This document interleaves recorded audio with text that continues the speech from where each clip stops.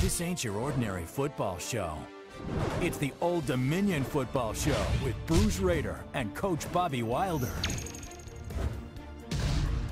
Nobody said moving up to FBS would be easy, especially with a freshman quarterback, a beaten-up offensive line, and a defense that spends too much time on the field.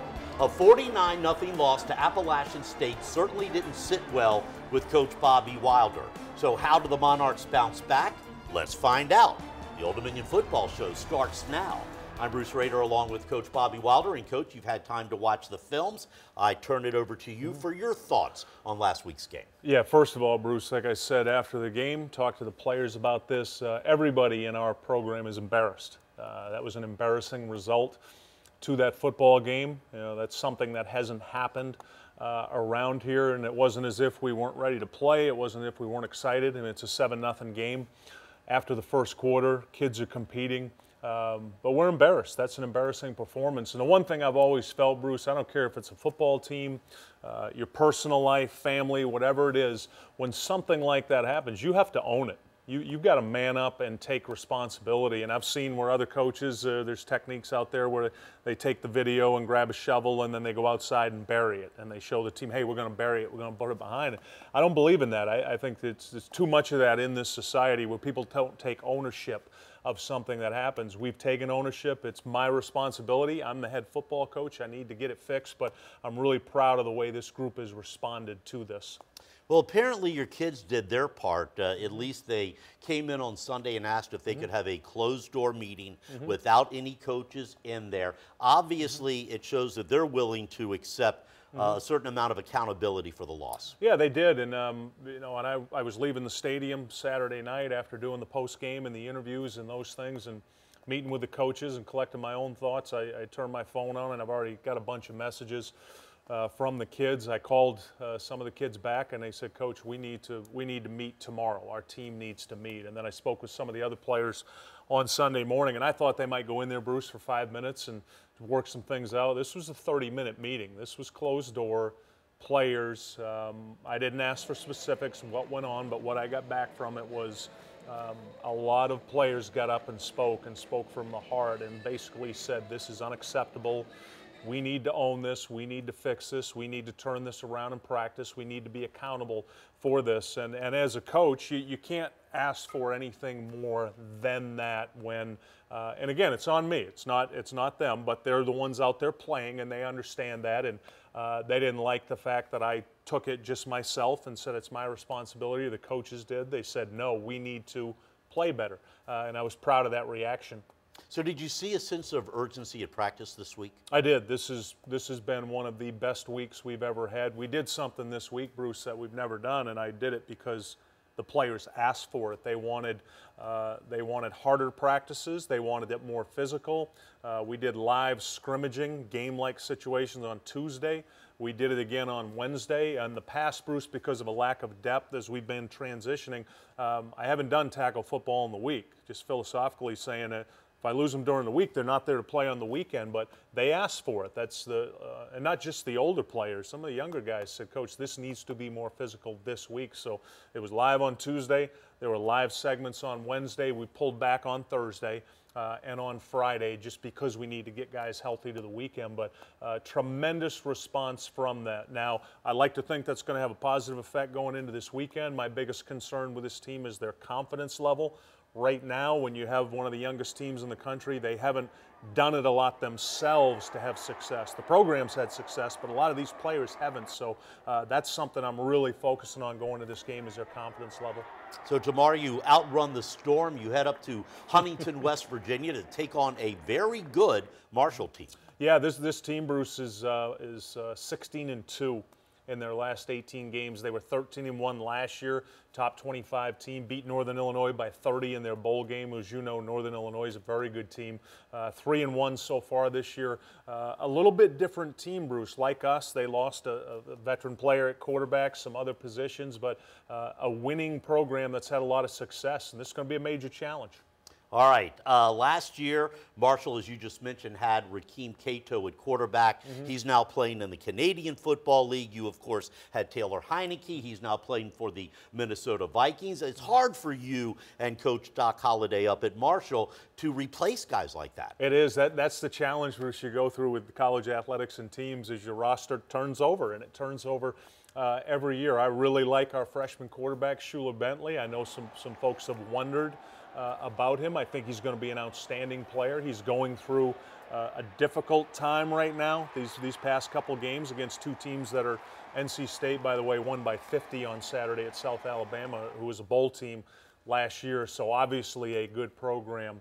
App State's picked to win their league. So he's gone against back-to-back tough teams. Now, Marshall's quarterback, interestingly enough, Bruce, is a true freshman, Michael Birdsong, who transferred there from JMU.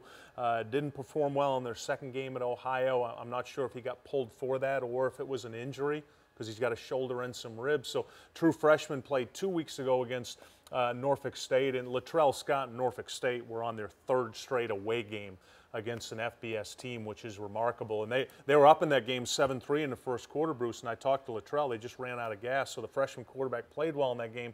Not so well last week at Kent State, 14 for 36 with 2 picks. So you got two freshman quarterbacks that are going through the up and downs. All right, Coach. Still to come, Coach Wilder answers your questions in the latest installment of the Coach's Corner. And you know Coach wants to get running back Ray Lowry back on track. But before that happens, he's got to join Nathan Epstein in the 1-minute drill.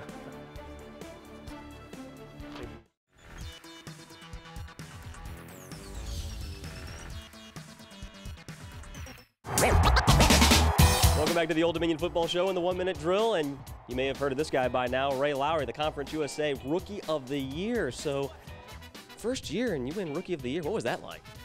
It was very exciting. No, I did not expect that, but couldn't do it without the help of my offensive lineman. What's the one thing you feel like you have to do with your offensive lineman to keep them happy? Keep shouting them out, just keep talking to them, and, they're my boys, so hopefully they stay happy.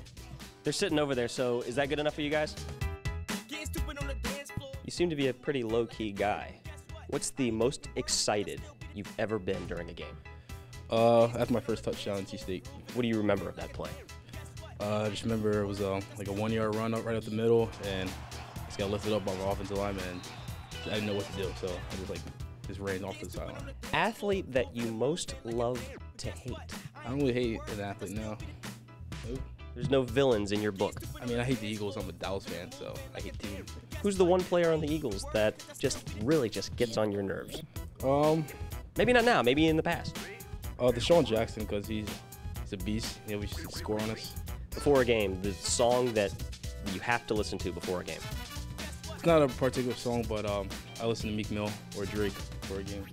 And the one song on your iPhone that maybe you don't want the rest of your teammates to know you have? I have a couple Justin Bieber songs in my library. That's Ray Lowry. He's the reigning Conference USA Rookie of the Year, looking for a repeat performance. Ray, why don't you say goodbye to the Monarch Nation? Bye, Monarch Nation. Ain't no more to it. All right, time now for the Coach's Corner. This week's question is from Rodney in Suffolk. By having Taylor Heineke in the NFL, do you think that makes ODU an enticing program for a blue-chip quarterback coming out of high school that has aspirations of playing at the next level? It definitely does, Bruce, and a good question by Rodney. And what I'll say to that is it's not only helped us with our program, who we're recruiting, and those players, but it's also had other programs looking at us. As you know, we lost 2 quarterbacks right before signing day last year, one to USC, Southern California, and the other one to App State, who was a North Carolina player. So not only are high school players taking note of our offense and what we're doing, but other programs are looking at who we're recruiting now. It's making it much more competitive in recruiting. Thanks for the question, Rodney.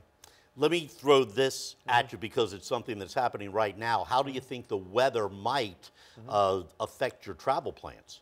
I'm hoping it doesn't affect the travel plans, Bruce, but and fortunately your folks here are pretty sharp, so I'm always talking to them. But we have contingency plans in place. If for some reason, Bruce, this hurricane comes into this area, we've got a plan for everybody in our organization. My number one concern is the safety of the kids, their families, our coaches, staff, and their families. So we've got a plan to evacuate the area, get our team out of this region, and make sure everybody's safe from that. That's always the number one concern, is the safety of the kids. All right, speaking of the safety of the kids, what's the injury report for going into the Marshall game? Yeah, 2 injuries to report, Bruce. David Washington sustained a concussion against Appalachian State, so David won't be able to play this weekend. We got to get him healed up. The bye next week will help. And number 2 is the mental state of everybody in our organization right now. And what I mean by that is, coming off a loss like that, I've always said, when you have something bad like that happen, you can't let that team beat you twice. Meaning, we can't let App State beat us twice. They beat us last week.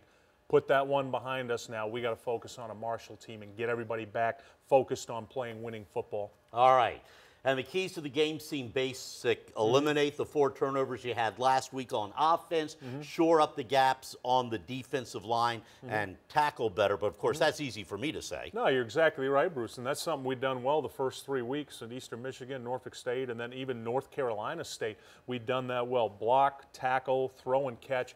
Good, solid, fundamental football. We've had a good week of practice with that. Now we got to carry that over to Marshall. All right, we'll see. Thanks, Coach. The Old Dominion Monarchs looking to rebound tomorrow up in West Virginia against Marshall. It's a 3:30 kickoff. You can watch the action on WTVZ Channel 33. Good luck, Coach.